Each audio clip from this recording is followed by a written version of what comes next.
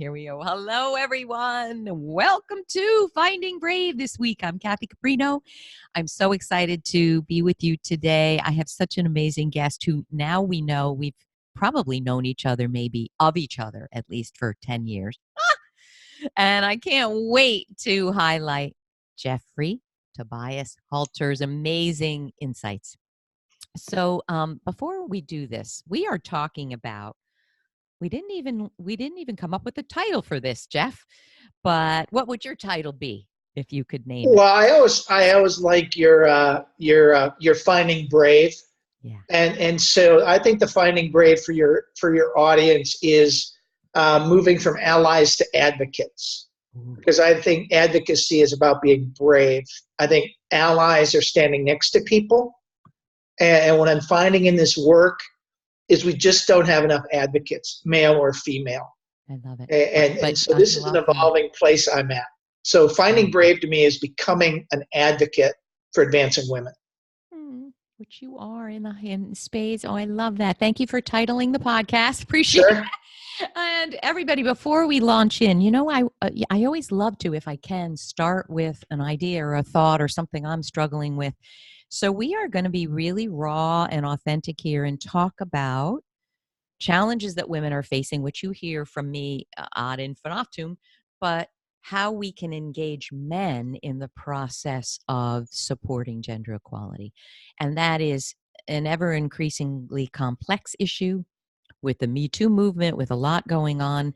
It's not as easy as one would think to engender men fully in that movement, and that's what we're talking about. So I would love you to think about ideas that you have right now, jot them down, how you do it, or how you wish you do it, or how you see other people doing it, and we're going to talk all about that. But here we are. I'm so excited to welcome you, Jeff. Can I share with you all Jeff's bio, which is pretty impressive, and we're going to learn about how you got into this work, which is really so inspiring. And having done it for 10 years, you are so ahead of the curve, aren't you? You are a pioneer, really, in this. So, Jeffery Tobias Halter is a corporate gender strategist specializing in engaging men in women's leadership issues and initiatives. He's the president of YWomen, which I love, a strategic consulting company and one of the country's leading experts on engaging men to advance women. Jeffery is the former director of diversity strategy of the Coca-Cola company, which I was just reminded of when we saw each other at the New Leadership Summit, and has consulted with leading brands including McDonald's, Deloitte, Bristol-Myers Squibb, Mercedes-Benz, GE, and more.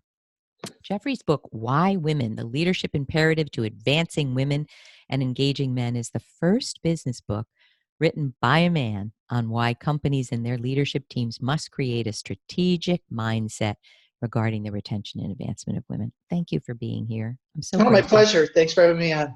Oh, so now let's just start with this, because when you were talking to me in September, I never really had understood this, and it's so riveting. You went from, you were director of diversity strategy at Coca-Cola, and you went into this. Can you tell us, as honestly as possible, what compelled you? I feel like this is a calling for you. Sure. Tell me if I'm not. How'd you get there? What spoke to you there? Well, yeah, it actually happened about 11 years earlier. And so this is kind of the story that I didn't get to tell you. Oh. And so it's 2000, and I'm a sales guy. I'm a 20-year sales guy. And I am working in sales training, and we had a massive restructure, and they ended up giving me the lead on diversity education. From now, sales? You were the head of the sales team? No. For the company. We had a $200 million lawsuit, and we laid off 8,000 people. And they handed me my paperwork, and it said, "You're now leading diversity education." And I'm like a straight white guy, and I wondered what meeting did I forget to go to get in charge of this project. Wow. And Kathy, it was like the really bad diversity training on The Office. We had to train 4,000 people as a result of the lawsuit. And so I sat in my own program as a hostage. Now, realize this is 2001, before social media. And I knew a lot of people at the company. I didn't know why we had a lawsuit. I talked to African Americans. This lawsuit was brought by race, could have been brought by women. And what I heard every day was stories from people I knew and trusted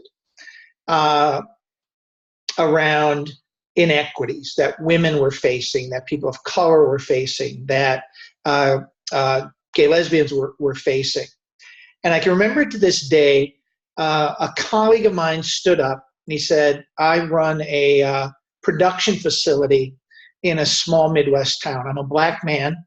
I live in a gorgeous suburb. I make a lot of money and I drive a white Jaguar. And at least once every 2 weeks on my drive home from work, I'm pulled over for being a black man in a nice car in a nice neighborhood. My car, my neighborhood. And you go through this pulled over for nothing, right? For driving nothing. while black. Yes. This is, someone said to me. Yeah, and realize this is before social media and all the public stuff. And he said you go through this whole range of emotions. And he said one of the worst days of his life was when he was pulled over and his 14-year-old son is with him. And in your complete anger and angst, all you can do is drop your hands in your lap and be as polite as possible, because you know your son is going to get pulled over in the next 2 years. My God. Now, Kathy, I have to tell you, I'm the father of a son and a daughter. And in that moment, I said my children would never experience that. And so I didn't become an advocate. I just chose to get curious. And so I started talking to people who weren't like me. And I discovered what white male privilege was, and the fact that the world revolves around me. And I'm always the default number in any room, especially in corporate America. And my voice is always heard. And so that led me on a path to my last role at Coke, which was now 8 years post-lawsuit. We were award-winning, all kinds of best practices. And what dawned on me is that companies really don't have good strategies. They have a bunch of disjointed programs, but they have no scorecards, they have no accountability, they have no measures like you would approach a business initiative. And so I was going to start this. Wait, Jeff, you mean they have no diversity? They have no successful way to achieve diversity. They have ideas, they have a bunch of programs, protocols, and a bunch of well-meaning people, but they have no strategy. Gotcha. Nothing you would call an end-to-end strategy. And so I was going to start a consulting company doing that. And then it dawned on me as I'm getting ready to leave, I'm doing a lot of women's conferences, and there'd always be like 5 or 6 men there. And I'm like, what are you doing here? And what they would say is, we want to be part of the solution. And so when you look at D&I, it's very hard to start with race. It's very hard to start with gender identity. And so women is the obvious default. It's the most present. It's the most global common denominator. And so I said, I'm going to choose to focus on women as an entree to race, age, sexual orientation. And then I'm going to go help men who want to get better. And so that's better at what? Get better at being advocates. Wow. Because even in today's environment of Me Too and everything that's going on, and I don't have any research on this, but my belief is 30% of men want to help and they don't know what to do. And then another 50%, afraid to do the wrong thing, I think. Well, and that gets into the rest of this then, right? So 30% want to help and don't know what to do. Right. There's another 50% that say, I could probably get on board with this. I'm a little afraid. And then 20% of men, and this is where most company training programs just don't get it, 20%, that number might be high or low, will never get it. And we need to know why. And Kathy, who do we train against in companies? We train against these idiot knuckleheads at the 20%. So I choose to focus on the 30% who want to get better.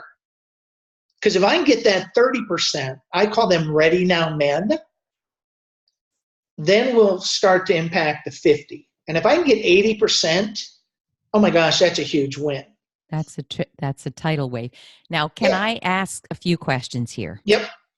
The most burning one is, but I don't even want to ask this yet. I'm curious from a career coach perspective, Jeff. Sure. What do you think made Coca-Cola say, we want you for this? When you'd never thought of it, you were the head of the sales, say you were a sales guy. Why do you think someone signed you up for this? I just want a careerist to. I would tell you it's probably because I had been with Coke for 12 years. I knew people inside and outside of headquarters. And I think they just had a comfort level because I was very late. I wasn't a career HR person or a career D&I person. I was an ex-sales guy. And so I think they said he knows a lot of people. And I've never asked this. I'd like to think maybe they thought he can bring some street cred to this topic. But I honestly never asked the question. Is there a lesson? So I'm hoping everybody today, you're putting on your hats as a leader, a manager of an organization, a woman, a man, a CEO. Do you think there's a lesson in this? Don't have it be run by the head of HR who's a white woman. I know this is so funny, and this is counter, and you wanted to be a little provocative. Please. I believe that the chief diversity officer of the company should be a high potential rotational assignment for 2 to 3 years. Come in, treat it like a business priority. So Kathy, you're going to come in, you're going to run diversity, but your background is field ops, P&L, supply chain. I can teach you the HR stuff. What I need is a business mindset. Wow. Now, the best CDOs have a business mindset. And again, we're going to throw some controversy here. I believe many CEOs, when they put a person of color or a woman in the CDO job, say, done. If we have any race issues, they're going to go talk to the person of color who's in charge of diversity. Or the women are going to go talk to the head of HR. We know most heads of HR are still predominantly women. And I think it's a big CEO letdown because the organization knows you put your best people against your biggest priorities. And so this also goes back to, I'm going to throw another one in there, and that's just a lack of funding and a lack of commitment. So if you think your company is committed to diversity, what's your budget? I guarantee you most companies spend less than $100,000 on their total diversity initiative. And that's for networking and little one-off events. So you've got employee resource groups, well-meaning volunteers. So picture this, Kathy, you're a business person. Kathy, we're going to go do a big M&A. We're going to go buy a company for $20 billion. So I'm going to give you $200,000 and 30 really well-meaning volunteers to go take on this M&A. Are you going to be successful? And yet how many companies leave their women's strategy to the women's ERG or their people of color strategy to the African American or the Hispanic PBRG? These people are amazing, but they're doing it in their spare time. How many full-time equivalents, if this is important, how many FTEs do you have against diversity? Oh God, Jeff. Best-in-class companies. I'm thinking, IBM, AT&T, maybe 30. Maybe 30. That's best in class. Most companies, couple, maybe part-time. Maybe we'll have a chief diversity officer, but maybe we'll just have a director who reports to the head of HR. Mm-hmm. And so if this is important, show me, prove it to me through your actions, just like you would anything else. So. Wow, I love it. Now let's go to the heart of the group that you don't focus on, but I want those who are listening, who are in this group, to listen. And those of us who aren't, to listen. Why do you think 20% of men working in organizations are going to think that's never going to be me? I don't get behind this. Why? Well, I'm going to tell you, as I do this work, the 4 barriers that I have encountered. And it's really most of the reasons around men not engaging fall into one of these 4 areas. And so I'm going to give you the barriers, and then I'm going to give you the solution. Ooh. Okay? Yes. So the first one is a lack of empathy. Yeah. I don't believe men and women or people of color are in fact having a different experience than I am. Yes. So lack of empathy. Empathy, I'm sorry. Yeah. Lack of empathy. The second one is... Let me ask this for a minute. That's almost something else. That's like saying what I hear sometimes when I put out something on what is feminism. I don't care about the data. I don't care about the research. I don't care what these women are saying. Yeah. They're running the world and they're suppressing us. Yeah. So it's a little more than lack of empathy, isn't it? Well, and that's where I'm going. Oh, sorry. Okay. I'm going there. Let him speak. Hey, Kathy, let's do this. Let's start this whole thing over. Okay. Because I misspoke around empathy and apathy. So let's pick it up there. Okay. Okay. Go.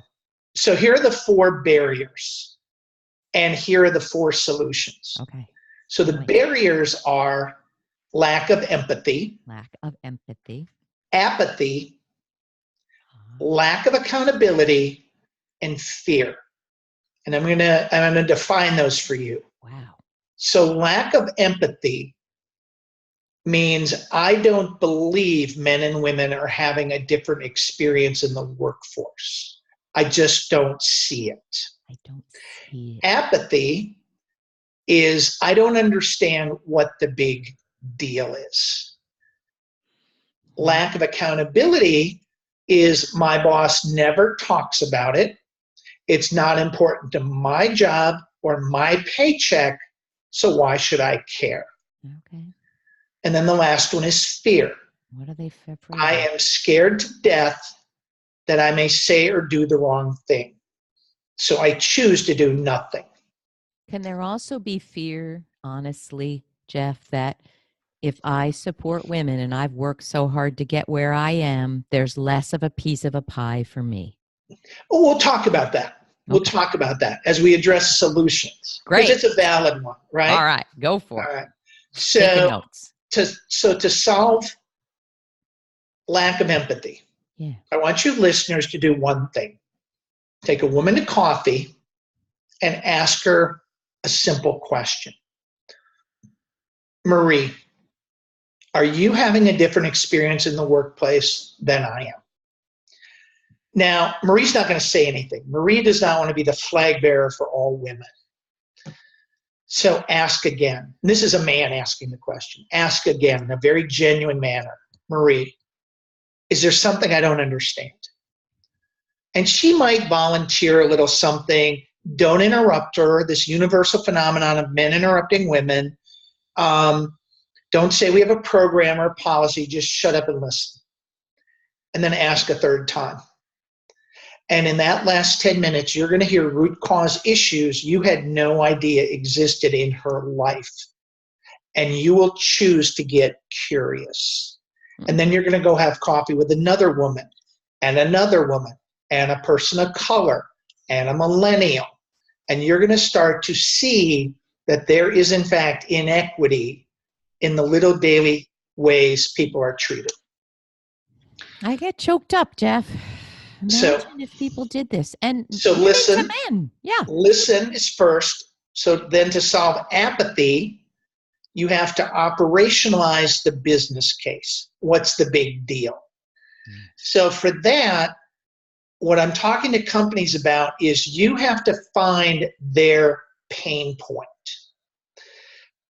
Why does this have to work? And so I've got a client. Now, this is a fascinating pyramid.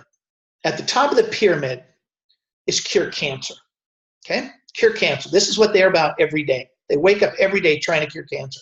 Big pharma company. You'd know them if I mentioned them. The other corner is workplace flexibility. I'm having trouble keeping people.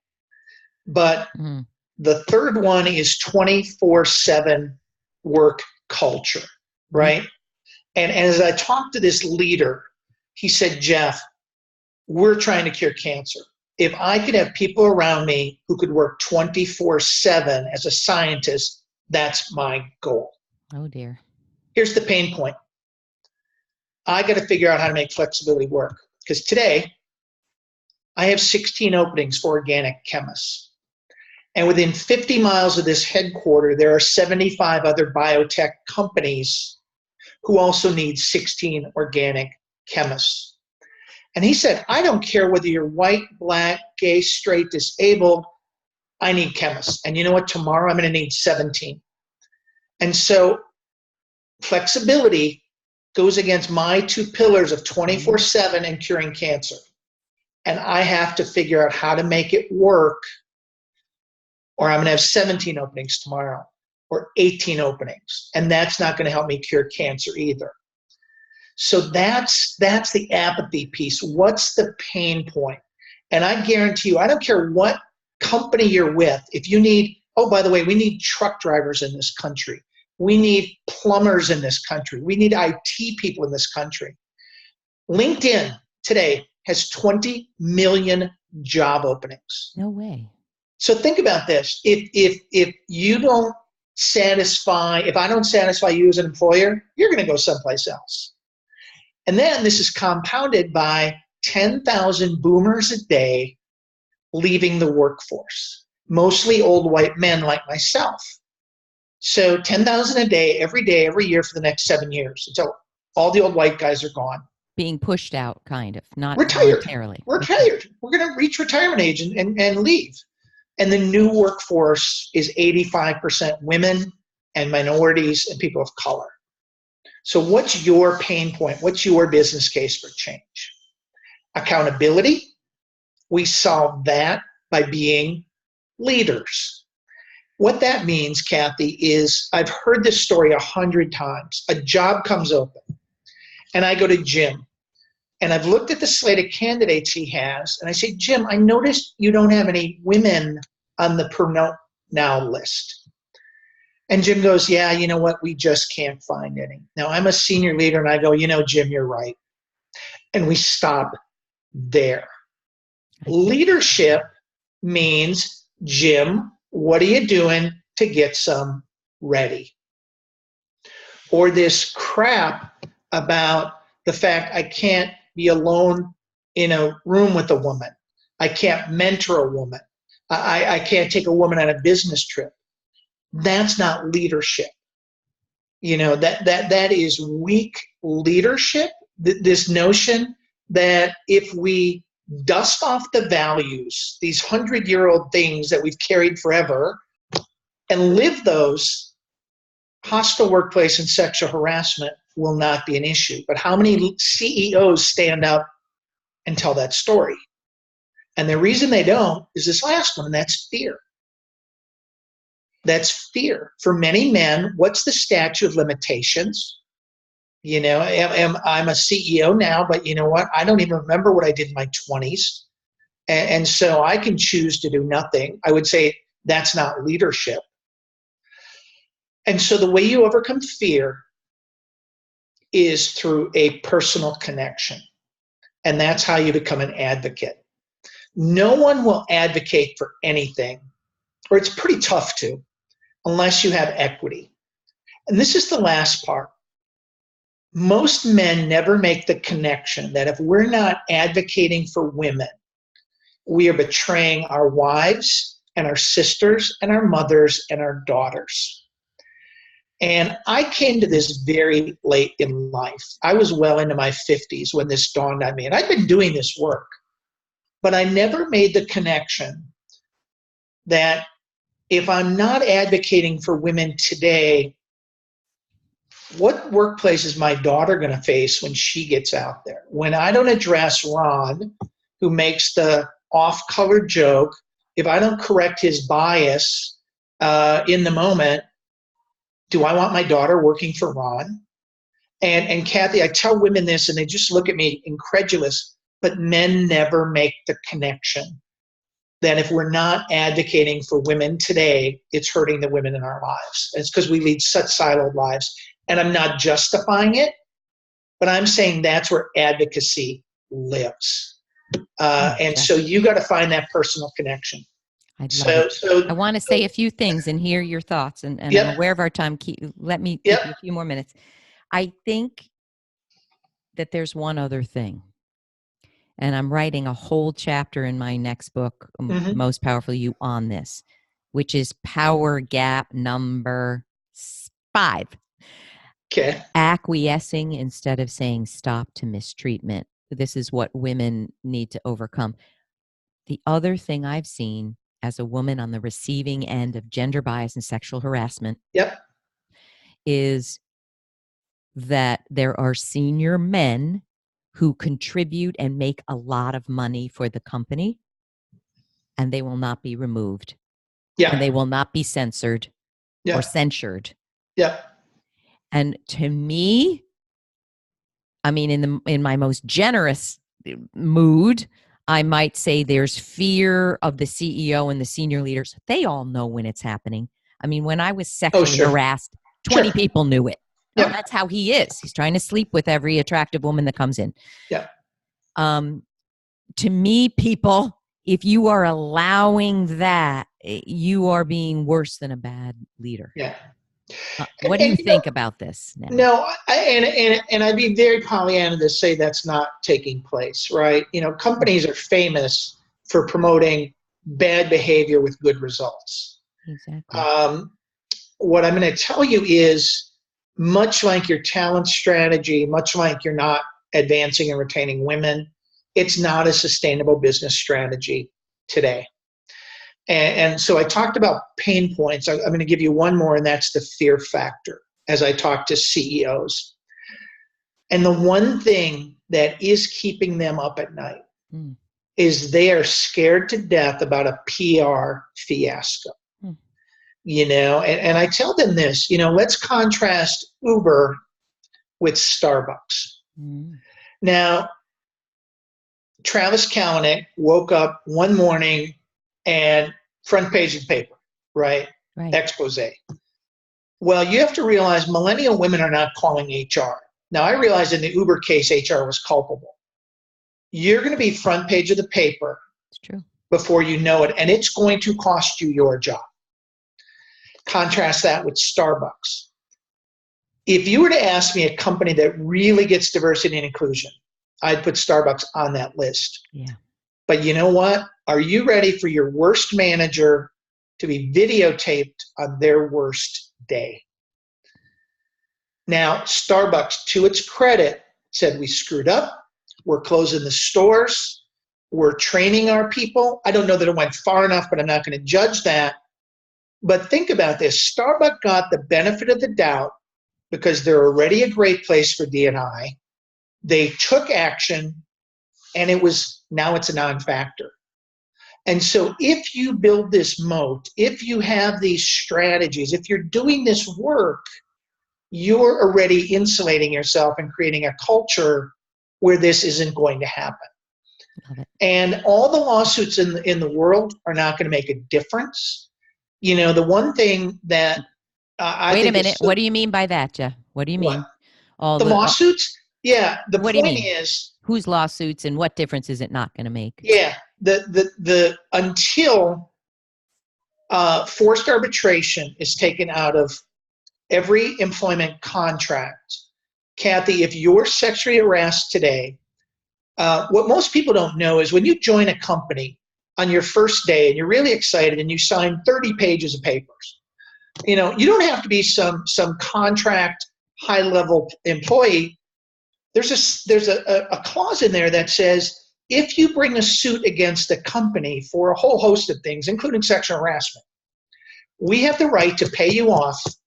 You can never talk about it, and over and done. And so here's the problem. The perpetrator, and Gretchen Carlson's done a lot of work on this. Have your readers go read Be Fierce if they want an education on forced arbitration. But 99% of the time, the woman who reports sexual harassment is asked to leave the company. She's given a settlement, and many never work in their industry again. And to date, there's less than 5 companies that have chosen to take forced arbitration out of their employment contract. I'm drawing a blank on a couple of them. I know Microsoft has been very aggressive in doing this. And so the lawsuits are going to continue to get buried unless women say, I'm going outside the corporate realm. Unfortunately, so many women who are harassed, they need a paycheck. Right. They can't be a whistleblower, and I don't want to be that person. And, oh, by the way, again, is HR even capable of handling this? Do you have an outside third party? And so the entire structure is not set up to support the victim. And this is still an issue, whether it's societal or corporate. Well, what were you wearing? It's still this burden of proof is on the woman. And it's just appalling. Okay. And the one more thing I'll get back to on this father-daughter thing. That's what I want to talk about. Is again, go read Gretchen's book. Up to 25% of college students, women, are sexually harassed. And so if you don't think this is happening, you're just you want to not believe it. You want to not believe it. It's your choice. And if you haven't talked about this with your daughter who's going to college, and you don't think it's taking place in your workforce, you need an education. Oh, Jeff, you're so amazing. Let me ask this one thing. Leave everyone with this one thing. Yeah. I love what you're saying, that if we don't address this, this is what our daughters are going to be facing. But a lot of feminists say, and have said it to me, why do they need that argument? Why do you have to think about your daughter to understand this has to change? And I want to tell everyone my perspective, then I want to hear yours. Yeah. My perspective is whatever frickin' way you can feel a connection to helping someone, feel it. There's nothing wrong with the point that you made in the beginning. And we talked about this over coffee. I'm a part of a dominant culture as well. White woman. Yes. For middle class. And I saw it 15 years ago when I was helping a nanny of ours who had lost everything and her car was impounded, and the guy wouldn't let her into her car to get anything. Yep. I said, stay there. I called and I said, I'm coming over. And I watched how he looked at her, on the wrong side of the tracks. Yep. I watched it. And then I watched what he did when I walked up to him. I guess whatever he saw. But I said, hello, sir. I'm responsible for this woman. We need to get into her car. He frickin' threw the keys at me, handed them, couldn't be quicker at it. And I saw what it is to be looked at as trash. Yeah. And I cried for 5 hours. Yeah. So my point is, whatever way the person of the dominant culture can feel connected to the person who isn't, I'm all for it. Now, what do you think about that? No, I'm in complete agreement with you. I don't care why they get there. Right. And the whole point about advocacy, I tell the joke that most people don't do things because they're the right thing to do. Yeah. They really don't. I know that diet and exercise is the right thing to do. And yet we have an obesity crisis, bar none, in this country. Right. And so advocating for women because it's the right thing to do, I would love to say, yep, sign me up for that. I am telling you, it takes a personal connection. And I'm not saying it takes a daughter. And I'm not saying treat women in the workplace in a pat you on the head daughter way. No, I know. But you got to realize, and oh, by the way, again, this is just one element, right? I go back to what I talked about earlier: listen, learn, lead. and have the will. Now, if you listen, if you figure out that people are having different experiences and you understand the business case and you built in accountability, quite frankly, I don't care whether you buy into gender equity, because you will come to this on your own and you won't need this personal connection. Because basically what I'm saying is, how do women buy into this? Or how do people with no children buy into it? And my point is, you don't need that.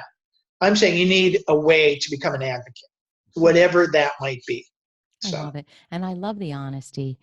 We're not speaking honestly enough about what gets in the way. And thank you for the work that you're doing. Thank you. And I know you have a ton of resources, free tools. Can you tell us where we learn more, Jeff? Certainly. Go to my website, www.women.biz. And I have a number of free white papers. Download them, read them, and start a conversation. This is what I'm all about. I have a newsletter that comes out once a month, and it just takes an article or an ad, and it has 3 questions. Because all I want you to do is have a staff meeting where you talk about gender. Love it. And the last thing I have is a self-assessment. It's called the Male Advocate Profile or the Gender Advocate Profile. And it's free. Download it from my website. The first 10 questions ask how you think about gender equity. And the next 10 questions ask about the actions you take. Yikes. And even women score higher on thinking about advocacy than taking action. Yeah. And so my goal is, if you're at unaware, I want to move you up a little bit. If you're at ally, great. I want to move you to champion or advocate. Wow. Before we got on the call, we were talking about, I think the word ally is being way overused. I don't think it applies enough action. I hear this stuff around men as allies. Yeah, that to me is, I'm standing next to you. Right. Maybe I'm mentoring you, but I'm not sponsoring you. I'm not taking action. It says, ooh, I support your pain. Well, that's not going to change anything. Wow. Jeff. We need advocates. And we need more men. And so everybody who's watching this podcast, which I presume is a largely female audience, you'd be surprised. I got some great men following too. I know you do, but I want every woman listening to find that one guy they know and start a conversation. That's it. Bar none. That's my free gift. Love it, Jeff. I am riveted by everything you're doing. Thank you. And thank you for being a pioneer. Thank goodness that Coca-Cola said, yeah, him. Get him to do it. I've never been asked that question, Kathy, so I got to go do some research. I can't thank you enough. People, we want to hear from you. You're on LinkedIn in a big way, Jeff. I think you are. And connect with us. Share your questions. Share your challenges. If this perturbed your system and got you mad, let's hear about it. What do you agree with? What don't you agree with? Let's have a discussion that finally talks about what is in the way here and how we can make everyone an advocate for something that they can actually uplift in other people. Please, I hope you enjoyed this as much as I did. Thanks again, Jeff. Come back soon. And everyone, have a great, brave week of being an advocate for something that matters to you. Thank you. And see you next time. Wow.